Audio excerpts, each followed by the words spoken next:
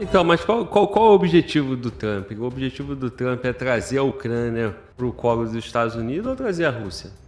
Vai deixar o Putin sem saída, né? E será que o Trump quer um acordo que 30 dias depois provoque uma situação que ambos os lados fiquem sem saída, tanto o Putin quanto o Trump? Então vamos lá, rapaziada. Temos 2 vídeos aqui para entender, né, a proposta de cessar fogo, né, lá na Ucrânia e tudo que está acontecendo, né, esse movimento lá na Ucrânia e na Rússia, né, e a pressão, né, dos Estados Unidos para que aconteça o cessar-fogo, e é o desejado, né, acredito que pelos dois lados, né. Então, vamos entender o que está acontecendo, vamos reagir. Caros amigos, bem-vindos a mais um episódio de Hoje no Mundo Militar. Neste vídeo falaremos sobre o cessar-fogo de 30 dias aceito pela Ucrânia, do retorno das ajudas militares americanas para Kiev e de como isso poderá mudar a narrativa de Trump com relação à guerra. Com a bola agora do lado russo, qual será o próximo movimento de Putin? Nesta terça-feira, uma delegação americana, liderada pelo secretário de Estado Marco Rubio e pelo assessor de segurança Mike Waltz, se reuniu na cidade costeira saudita de Jeddah, com uma delegação ucraniana liderada por Andriy Yermak, onde realizaram conversações de alto nível a portas fechadas, em uma tentativa de dar uma nova vida aos diálogos que haviam emperrado após um recente episódio de tensão pública entre os presidentes ucraniano e norte-americano na Casa Branca. Desse encontro saiu uma decisão muito importante anunciada pelo governo Trump. Os Estados Unidos retomarão imediatamente a assistência militar e o compartilhamento de informações de inteligência com a Ucrânia, que haviam sido suspensos em decorrência do atrito direto ocorrido entre Trump e Zelensky. E em troca, a Ucrânia aceitou uma trégua de 30 dias proposta pelos Estados Unidos. Agora, após o anúncio, as atenções se voltam para Moscou, que precisa decidir se aceitará ou não as condições impostas. Resumindo, o Trump falou para o Zelensky: você não está em condições de dar as cartas. Entenda, você não está em condições de dar as cartas. Ponto, né? O Trump foi lá e tirou o apoio. Zelensky aceitou, o Trump volta com o apoio imediatamente. Então o Trump estava certo, né? O Zelensky não estava em condições de dar as cartas, né? Tanto é que ele aceitou, né? Isso é bom, né? Agora, as condições ficou pro lado russo, né? E o que o Putin tá achando de tudo isso, né? Só tem acordo, né? A primeira coisa é o Trump ter influência na Ucrânia e, de certa forma, na Rússia também, já que tá liderando esse cessar-fogo, para que ambos os lados aceitem, né? O primeiro passo foi mais fácil, né? Que foi o Zelensky aceitar. Agora vamos entender o resto. A proposta americana inclui um cessar-fogo abrangente, envolvendo o fim imediato de todas as operações militares, não apenas no Mar Negro e nos ataques aéreos, mas ao longo de toda a linha de combate. Zelensky, inicialmente, havia sugerido uma pausa mais restrita, limitada a uma trégua apenas no mar e no ar, mas aceitou a abordagem mais abrangente oferecida pelos americanos, tendo em vista, principalmente, a sua posição de fragilidade na mesa de negociações e a oferta americana de retoma de todas as ajudas militares e de inteligência, vitais para o esforço defensivo ucraniano. Esse anúncio foi feito horas após o maior ataque de drones conduzido pela Ucrânia contra Moscou desde o início da guerra. A ausência da Rússia nas negociações em Jeddah e o silêncio do Kremlin, que até agora não se pronunciou oficialmente, deixam no ar um clima de expectativa sobre a aceitação ou rejeição do cessar-fogo por Vladimir Putin. O líder russo já deixou claro em ocasiões anteriores que qualquer pausa nas hostilidades deve vir acompanhada por concessões estratégicas. Putin, inclusive... Então o Zelensky aceita, né, por 30 dias, mar, terra e ar, né? E aí o Putin vai falar agora. Declarou anteriormente que o seu objetivo não é uma simples trégua temporária, mas sim uma paz duradoura e definitiva, com o Kremlin tendo afirmado por diversas vezes que a Rússia não aceitaria uma trégua provisória com data para terminar. Apesar da retomada... Uma paz duradoura, você entende o quê? Né? O Putin ele quer o quê? Beleza, um cessar-fogo. Com data, com prazo indeterminado, né? O que isso quer dizer? Que a terra e a parte que ele já domina continua com ele, pô. Porque o cessar-fogo é nas condições de hoje, né? Então, 30 dias é o seguinte, ó, daqui a 30 dias, se o negócio não tiver um novo acordo, né, que dure, né, e que atenda à expectativa dos dois lados, daqui a 30 dias acabou o cessar-fogo, né? Nesses 30 dias, o que que vai acontecer? Né?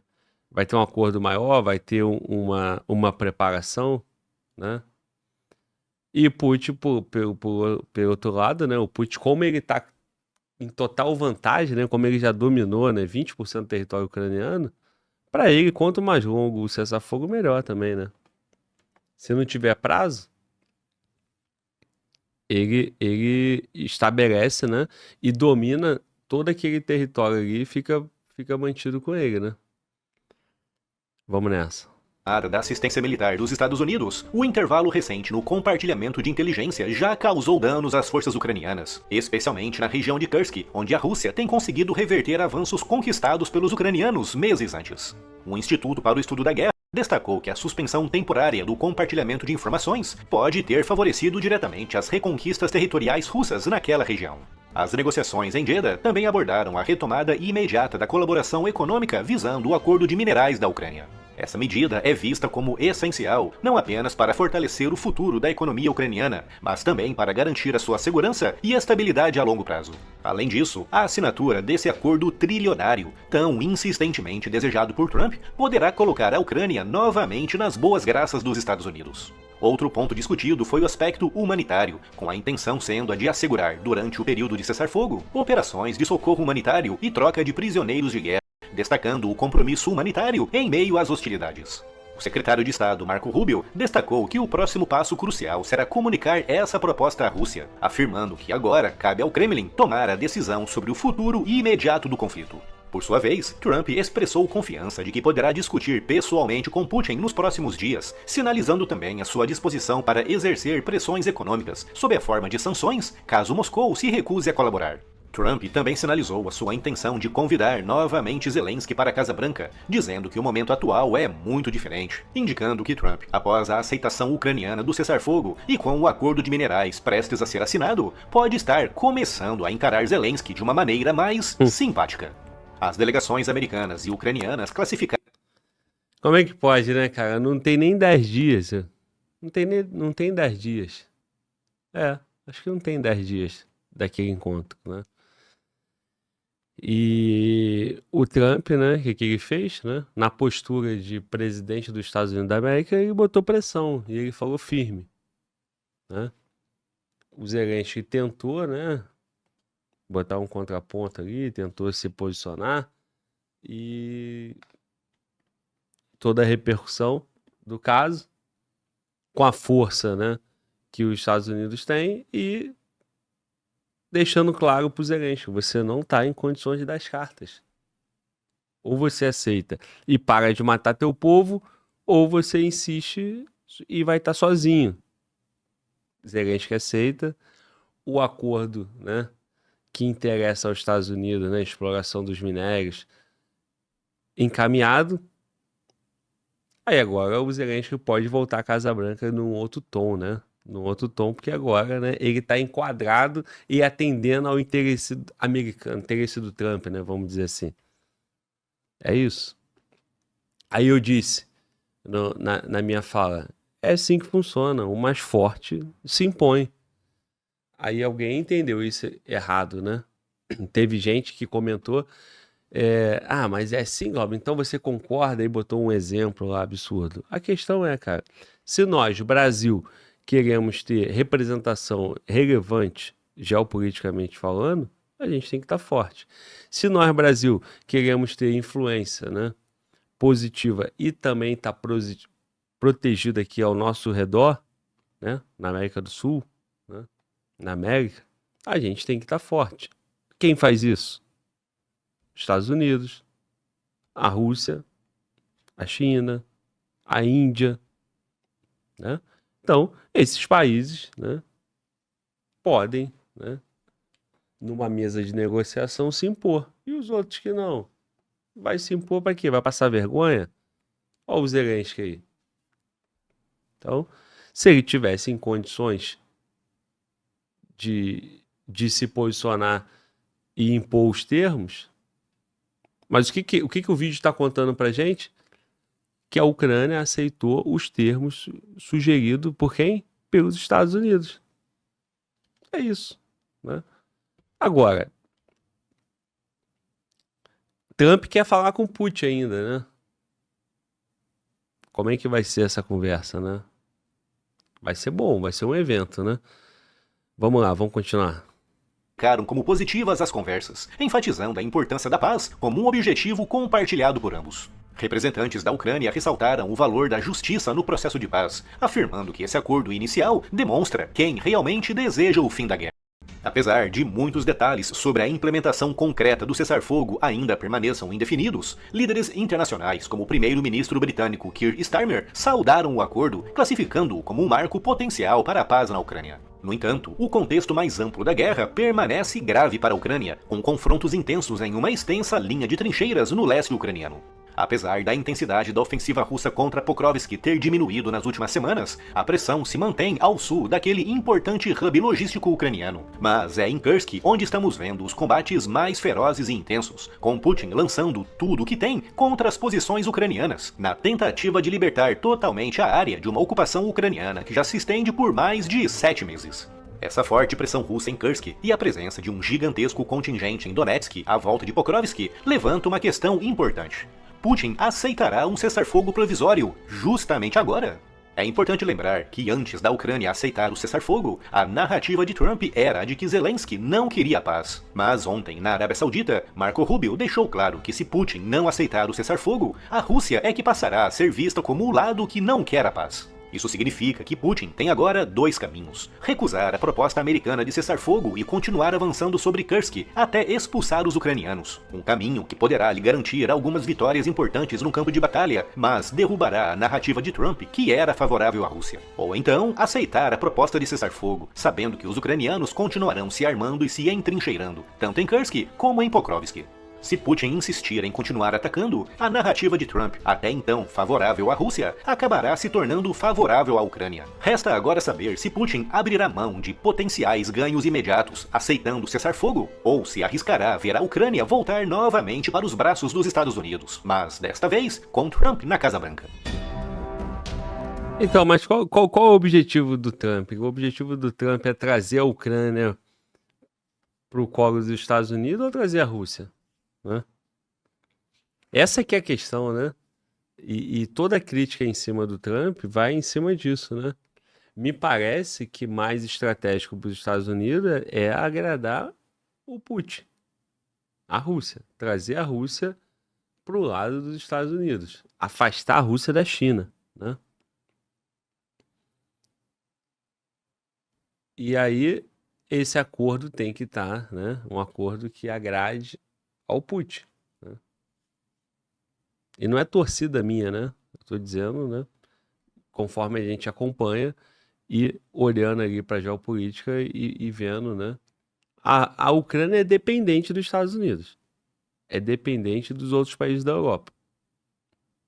A jogada do Trump não tem a Ucrânia como finalidade, tem a Rússia. Então os pontos são esses, né? 30 dias, eu não consigo entender, né? 30 dias. 30 dias e aí daria tempo para quê? A narrativa ou a preocupação que se o Putin aceitar esses 30 dias, a Ucrânia, que nem o vídeo fala, vai continuar se entrincheirando, vai continuar se armando, tá bom, esses 30 dias parados vão ser o suficiente para a Ucrânia dar uma reviravolta nesse cenário, né? Conquistar campos de batalha que ela não conseguia conquistar antes, né? Esse reforço de tropa em Kursk, isso daria uma posição para a Ucrânia 30 dias capaz da Ucrânia incomodar além do que está? Beleza, então num cenário que isso aconteça, o Putin aceita, né, o acordo com Trump, confia, né, na liderança dos Estados Unidos. E daqui a 30 dias a Ucrânia vai lá e volta com força total. Vai deixar o Putin sem saída, né? E será que o Trump quer um acordo que 30 dias depois provoque uma situação que ambos os lados fiquem sem saída, tanto o Putin quanto o Trump? Me parece que não. Então, assistindo o que eu vi aqui, eu acho que vai ter uma segunda conversa, né? Uma conversa com o Putin e um reajuste, né? De forma que o Putin fique melhor na fita, né? E o Trump também. Mano, Walter, se eu te sugiro uma paz de 30 dias, melhor, você me sugere uma paz de 30 dias e eu te sugiro uma paz eterna. Quem quer mais paz, você ou eu? Você, óbvio. Pois é, Não, 30 dias não é nada, pô. pois é. Agora, essa paz vai vir a que custo, né?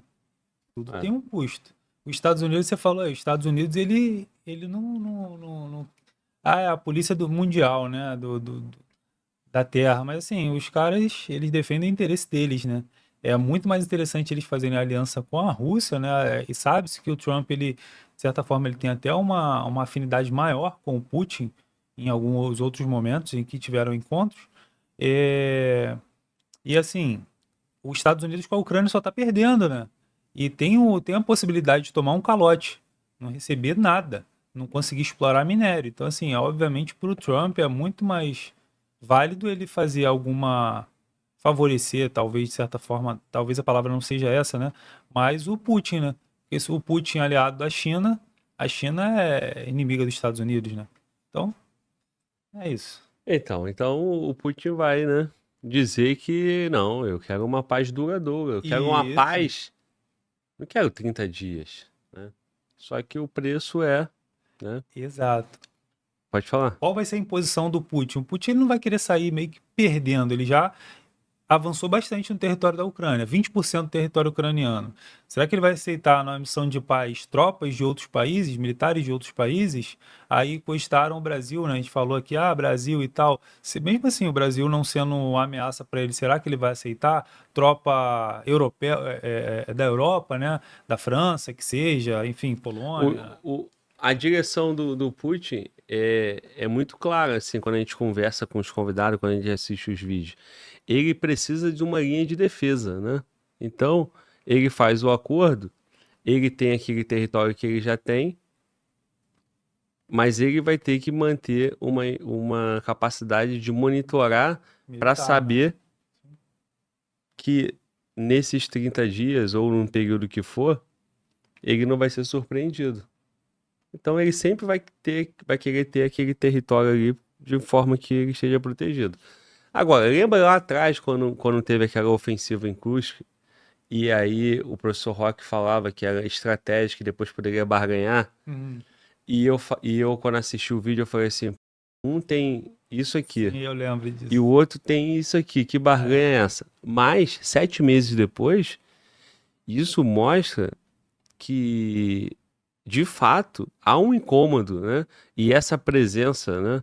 E esse reforço estratégico da Ucrânia dentro de Kursk, isso vai ser importante para essa barganha do cessar-fogo. Porque a questão de honra, né? E compromisso do Putin limpar aquele território russo dos ucranianos que estão lá. E ele vai querer fazer isso. Agora, ele quer limpar o território dele, a Ucrânia também quer. O final desse cessar-fogo vai ser da forma como a gente está colocando aqui, né? Quem tem mais força vai impor, ainda que pareça injusto, e o mais fraco vai ficar com Tem que que... aceitar. Vai ficar, exatamente. Só tem justiça se houver equilíbrio. Você... Quando há desequilíbrio, há injustiça, pô. Né? Tu olha aí, uma decisão na justiça brasileira. Pô. Muito poder, os caras decidem do jeito que quer. Em qualquer outro lugar, pô. Não é não? Então é isso. Fala. O seu povo já está nas últimas, né? Digamos assim, né? Muita gente saiu da Ucrânia. Você prefere perder 20% do seu território e a gente assinar aqui um cessar-fogo com algumas imposições aqui de não aceitar exércitos militares de outros países, né, que sejam os mais pacíficos, longe, que não são inimigos historicamente, ou você prefere continuar a dizimar o teu povo e perder mais território ainda e teu país ir à falência? Cara, depende essa pergunta depende da intenção do homem, né, cara? Se for um cara com a tua intenção, com a minha intenção, a resposta é simples, né? Sim. Mas qual é a intenção do Zelensky, né? Eu entendo que se o Zelensky tiver apoio, dinheiro, ele quer mais continuar isso aí até por muito tempo, né? Agora, qual é o checkmate? O checkmate é que o Trump, você não está em condições de dar as cartas. A carta é essa. Ou você pega, ou você vai ficar sozinho, sem carta nenhuma. Ah, tá, então me dá. É isso, né? Mas se ele pudesse ficar lutando, Sim. recebendo apoio, e querendo, né, vencer, ou se ele for mal intencionado, se manter no poder, desviando dinheiro, ele vai querer, pô. Então, pros dois lados, acho que para ele é melhor ter o apoio. Ou por honra, ou, se não for bem intencionado, por poder e dinheiro. Vamos lá, continuando. E se ainda não está inscrito no canal, inscreva-se já e acione o sino das notificações para não perder nenhuma novidade.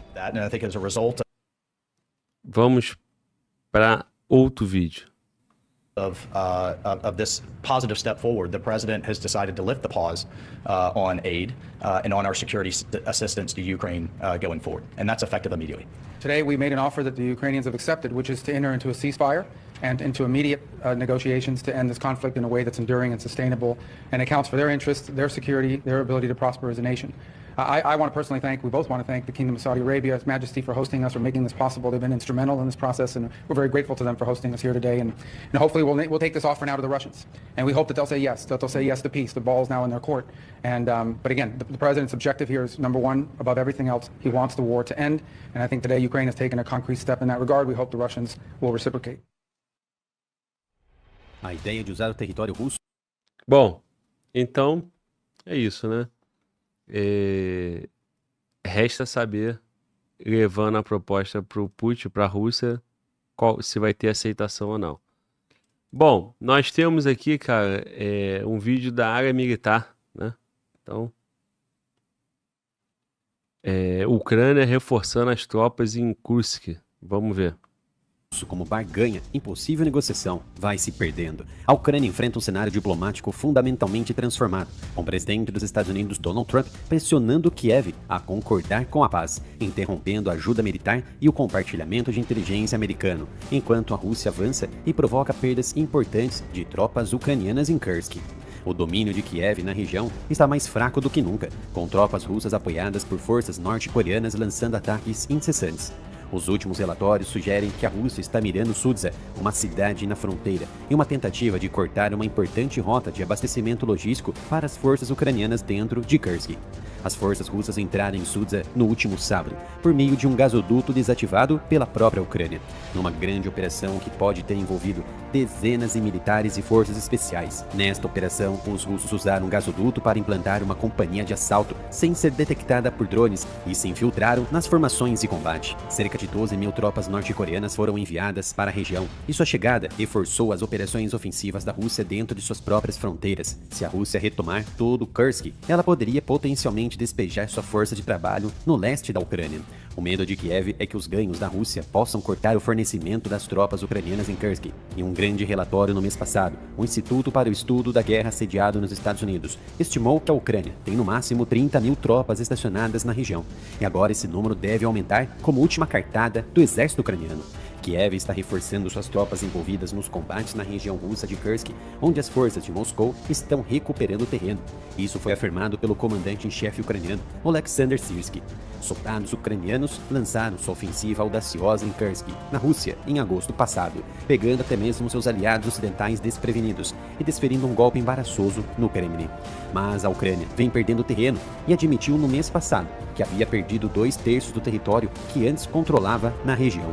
De acordo com o general Syrskyi, abre aspas, tomei a decisão de fortalecer nosso agrupamento com as forças e meios necessários, incluindo guerra eletrônica e componentes não tripulados. Feche aspas para Syrskyi. E isso se faz necessário pelo grande número de ataques de drones operando contra posições ucranianas. Isso quebra a formação militar e prejudica a estratégia de avanço ucraniana. A Rússia afirmou ter retomado o controle de uma série de vilas, inclusive em um avanço acelerado nos últimos dias. Moscou também afirmou ter capturado uma vila na região de Sami, na Ucrânia, e Novenk, que fica a poucos quilômetros de uma rota de reabastecimento vital para as forças ucranianas ainda em Kursk. Syrskyi, no entanto, disse na última segunda-feira que a dinâmica dos combates entre as regiões de Kursk e Sami estava sob controle das forças de defesa ucranianas. Ele abordou as preocupações que circulavam na mídia ucraniana de que suas forças poderiam ser capturadas em uma rede russa, dizendo: atualmente não há ameaça de cerco de nossas unidades na região de Kursk. No entanto, Syrskyi admitiu que as forças ucranianas estavam cedendo à crescente pressão russa e estavam tendo que recuar para posições mais fáceis de manter. Syrskyi declarou que as unidades estão tomando medidas oportunas para manobrar para linhas de defesa favoráveis. Nesses casos, a Ucrânia esperava que o território russo que controla na região de Kursk lhe desse influência durante quaisquer negociações com Moscou, além de capturar então terras que poderiam ser trocadas por territórios ocupados pela Rússia. A campanha tinha como objetivo desviar os recursos de Moscou das linhas de frente no leste. Desde o início, o governo ucraniano se preocupou com a integridade do contingente militar, recuando de áreas de combate, muitas vezes para evitar perdas ainda maiores de pessoal, mas também sacrificou muitas almas para manter o controle, que posteriormente foi tomada pelos russos, a exemplo das cidades de Marinka, Bakhmut e Avdiivka. Obrigado pela sua presença em mais um vídeo de análise sobre... É isso. Bom demais, cara. Bom demais. Pô, é diferente, né? Dá pra visualizar muito melhor, né? Sim. Quando tem as imagens, tem os mapas, né? Muito bom, cara. Muito bom. Então é isso, mano, Walter. Por um lado, né, a Ucrânia preservando a presença ali em Kursk e a Rússia, né, querendo, né, e com a promessa, né, de varrer a Ucrânia dali, né, até porque é território russo, né.